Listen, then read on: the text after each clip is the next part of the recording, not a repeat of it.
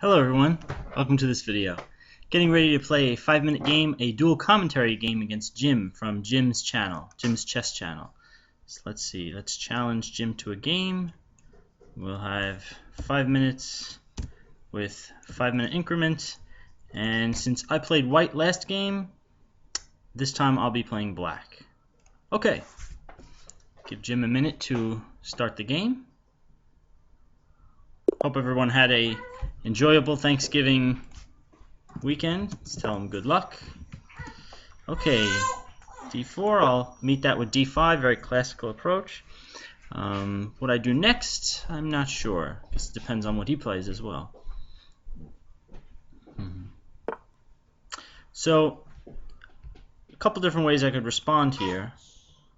I like playing the Chigorin, but I've been thinking about testing out a more solid opening or a more, I guess, mainstream opening for tournament play. I have a club tournament coming up tomorrow night, so going to try and work on adding variety in my repertoire. So the idea here is that I've shut in my bishop, but I've created a solid blockade on the light squares.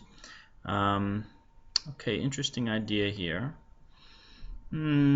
Idea for white is to try and develop the king side, probably bishop to d3.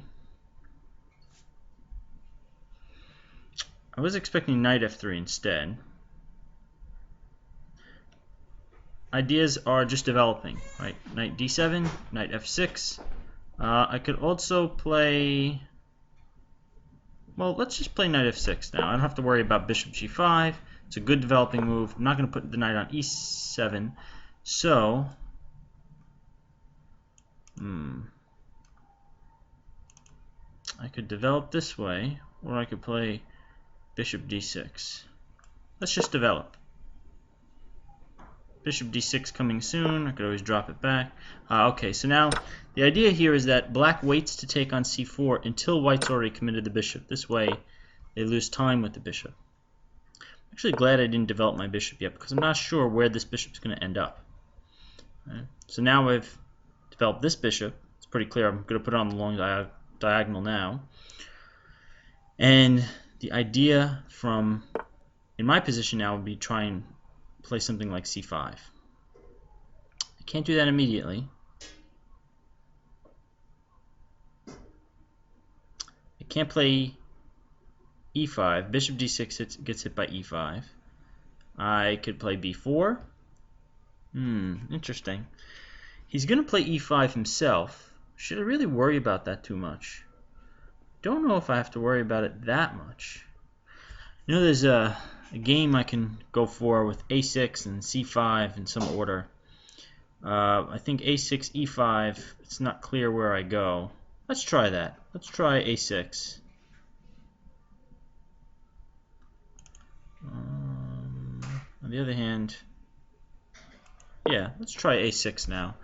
The idea is to prepare c5. Go for that straight away. Hit back at his center.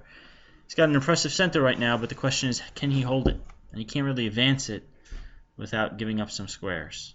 Plays e5, I always have knight d5. He can then try to get into the d6 square, but I don't know how useful that is. So, he's pinning my knight. I'll just break the pin. Don't really have to think about that too much. Otherwise, he plays e5 and things will get really complicated. I play h6, bishop h4, g5. He can then sack on g5 and still win the piece back on f6. So, that's a long line that I don't even have to worry about. Okay, let's get castled here. Again, I always have play like c5 reserved for later. So no need to go into anything too crazy.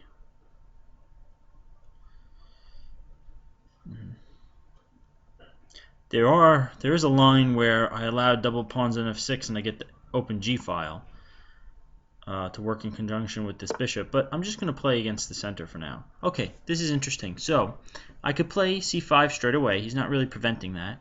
I could also play b4 to prevent him from going b4 himself.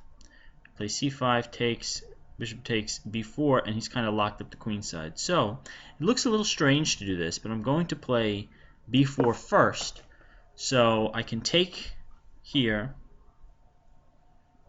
But of course I have to worry about this bishop and this pin. I didn't really think about that. Yeah, that could be a bit of a problem. Plays b4. Well, still, that pawn is going to be weak. I don't have to round it up immediately. I have to do something about this first.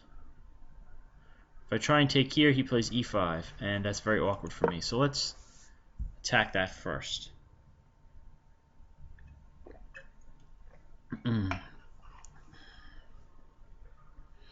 Yeah, I think I know the standard idea of playing b4, and I think it was still a good thing that I did that. I didn't want him to be able to play b4 and set up this pawn chain. But I should have thought about this a little bit further. So now, what ideas do I have? g5 looks very risky. Another way of getting rid of that bishop is rook e8, knight f8, knight g6. But problem there is that it takes a lot of time. Can't play c5 right away.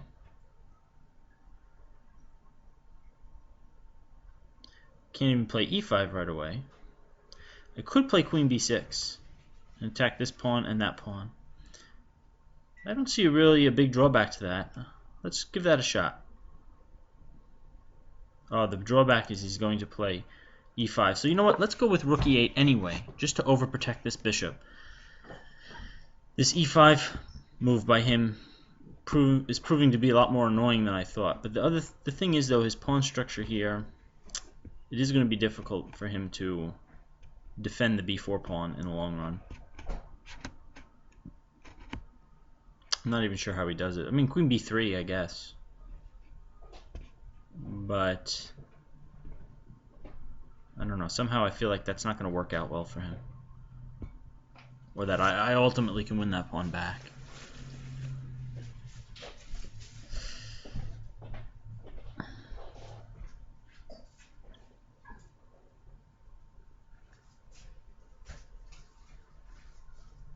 Transferring the knight to g6 might not be a bad idea. Okay, so another thing is, let me look to see what he might be planning to do. It's just something I usually neglect. I focus on my own plans and not enough on my opponent's. Okay, e5 has probably got to be the move he's trying for here. Oh, queen a4. Okay, defending this pawn, but I'm not really sure what else it accomplishes. And attacking this pawn. Okay, fair enough. Attacking a couple of pawns. And I get to play this move that I wanted to play anyway. Queen b6. I cover a6. I cover c6. I'm on b4. I'm going to win that back, most likely. Play c4. I'm sorry, c5. And try and dismantle the center.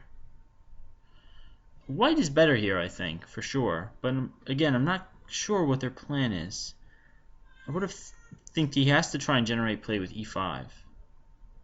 Maybe d5 they can play, but I trade here, take back, take with the bishop.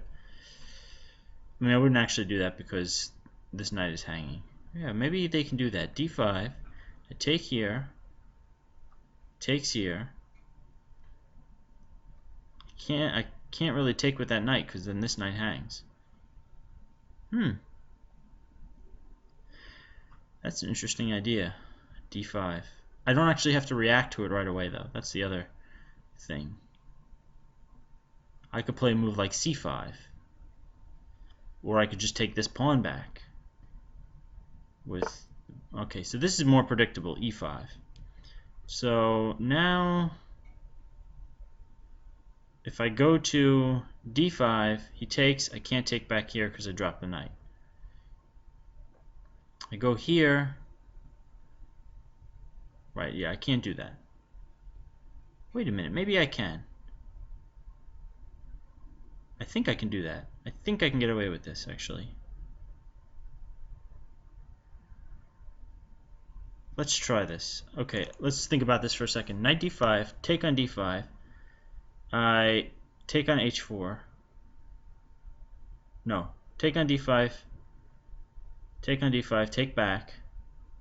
If he takes on h4 and e7, then the knight's guarded. So then he takes on d7, I take on h4, he takes on h4. Then I can play... Oh, then the d file is plugged. I could play... Okay, I think this works. I can then play bishop c6, attacking the queen. Queen goes to d6, rook over. Maybe it doesn't work. This is a tough position. Knight d5, take on d5. I could always take back with the other pawn. You know what? I should play this because I could always resort to taking back this way. Let's try and calculate the other line further. Take here, take on d7. The idea is to take on... Oh, he takes here first. Okay, that makes my calculations a lot easier. I don't have to worry about some crazy trade where d7 hangs and I try and go after d4 and hit h4 and d3 at the same time. But I think his queen gets back in time. Ah, so I see what he's doing. He's going for these squares. These dark squares. But I think everything is defended enough where I can now start to harass him. So let's first take this pawn back, go after d3. Don't think his knights can do anything useful. Knight c5, I take. Planning to play c5 myself, in which he would take, I take, he takes, I take. And then that's okay for me. My position is liberated somewhat.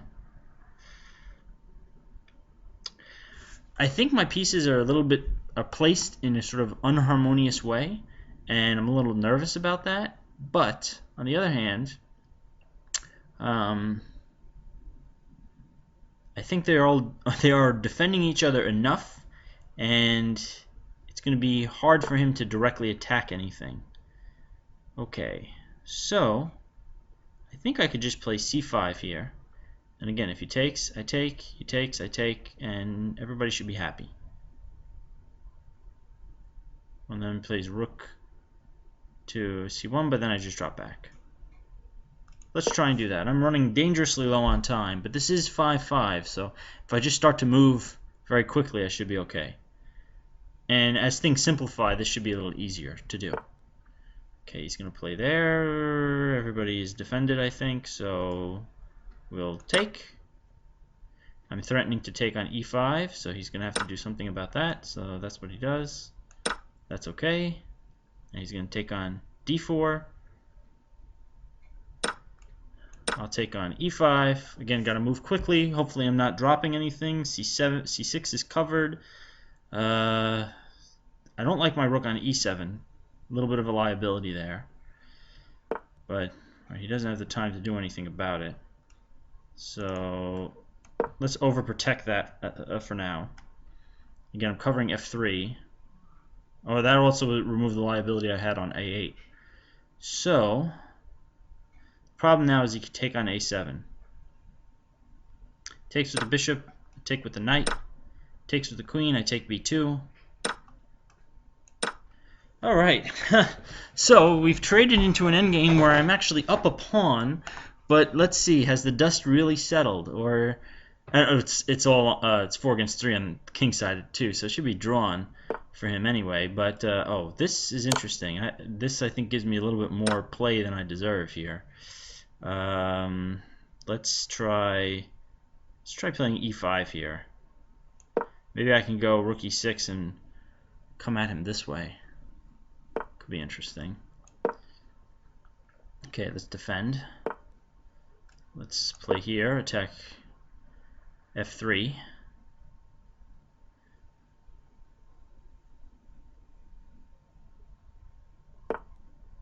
Interesting. I don't know where the queen is going, so let's perform this rook lift. I have lift for my king, which is important. Yeah, I think I just check you here, right?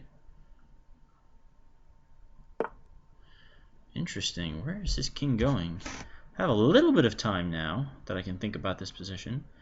I could just take on h2, can I? I mean, I don't think anything's being attacked.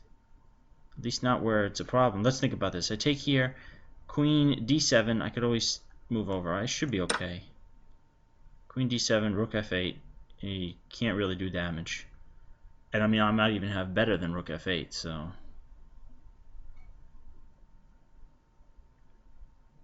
Yeah, maybe check first, then rook f8. No, rook f8 first.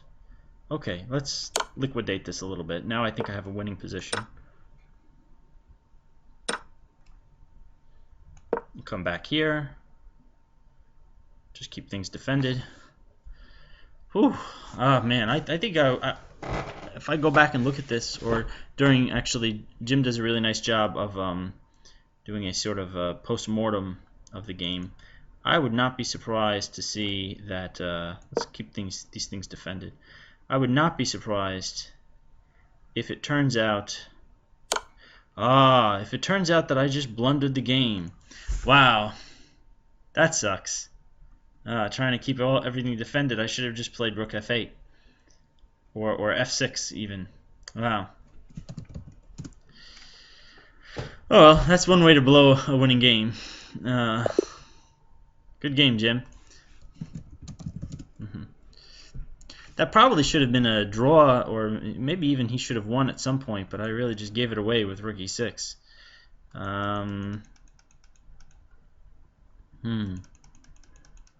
Not sure what happened there. Yeah, this should have been an equal ending. Yeah.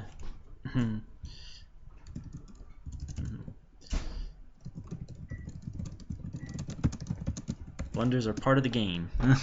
Alright, well, thanks for watching.